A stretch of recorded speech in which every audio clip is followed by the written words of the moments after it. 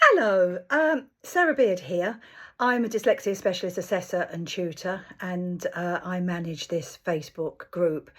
I think it was last week I put some details up about lesson sequences, phonic patterns you should follow, etc. These are all videos, and if you can't find them, then they will also be on my YouTube channel as well. Now, you probably need to know the name of my YouTube channel, but I've forgotten, so I'll have to put it in the comments below this video. But today I just want to take a couple of minutes to talk about online lessons and the thoughts around that. We've been offering, well, I myself been offering online lessons since COVID. In fact, I did do a few previous to COVID, but looking back, they were quite basic. And I do run a tuition agency, and we have over 50 students with around 10 tutors who all offer online lessons. Now, my thoughts around this are the platform. And we want to make our online lessons multi-sensory.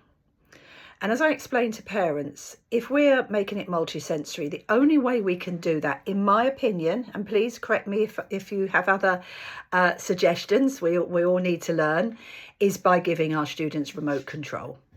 So if we're doing online lessons and we're using a platform such as Teams or Google Meet, which I don't believe you can easily give remote control for, then that is going to be harder. Of course, you can use things like WordWall and send them the link, etc. But actually, making your own games, for example, I make games on BitPaper and I share BitPaper through Zoom.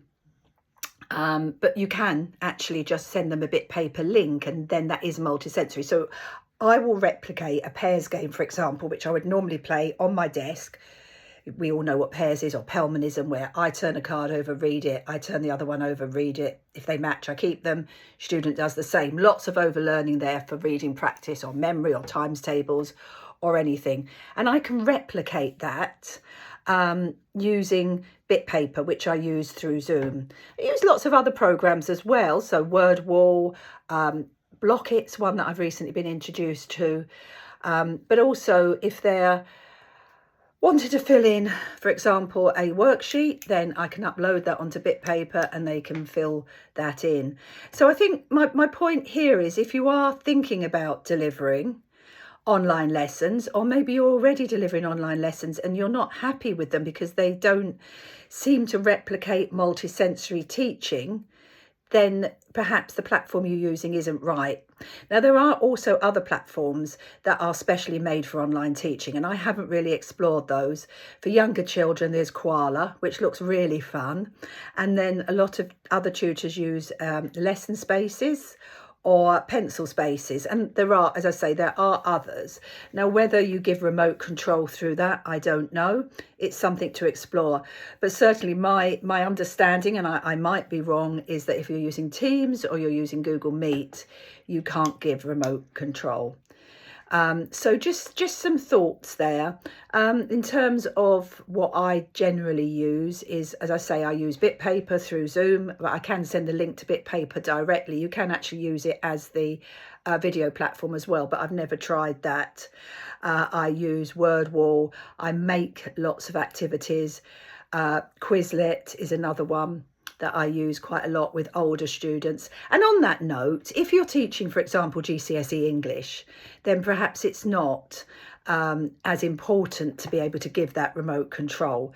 It clearly can't be quite as multi-sensory for that. So I am thinking more about our Key Stage 2, Key Stage 3 learners that need that multisensory activities there as well. Toy Story is quite good. I mean, it's not educational in the sense that you can't make an educational game yourself, but one of the games my students used to love, and I say used to because I don't do as many online now, was Snakes and Ladders on toy theatre, and what they would do is we give remote control. I move, they move.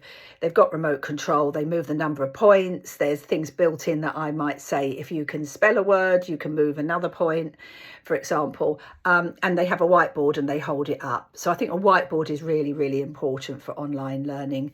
The other thing that people ask is, how do you get them to share their work if they're doing, for example, dictation? A couple of options. You can use a platform which they type onto. If their typing is their normal way of working, that's fine. On bit paper they type, and it doesn't have the spell checker attached, so that's really good as well. But we don't just want typing, we do want some writing as well. So I get them to hold up their book if I can see it. Sometimes I can, it depends on their handwriting, it depends on the pen they've used, in front of their face, so that I can take a photo or a screenshot. So I'm not photographing their faces.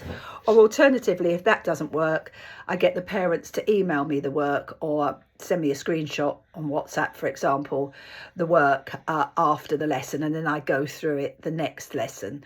So it very much does depend on what I can actually see during the lesson as well. So just some thoughts there. I do run a session on teaching online. You can get that through my website, dyslexiatraining.net. I will put my YouTube link into the comments here so that you can have a look at that. I am gradually building up my videos. There's videos for parents, but you might be interested in those as well.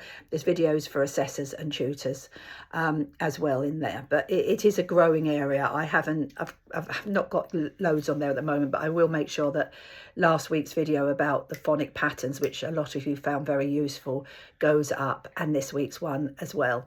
Thank you for listening.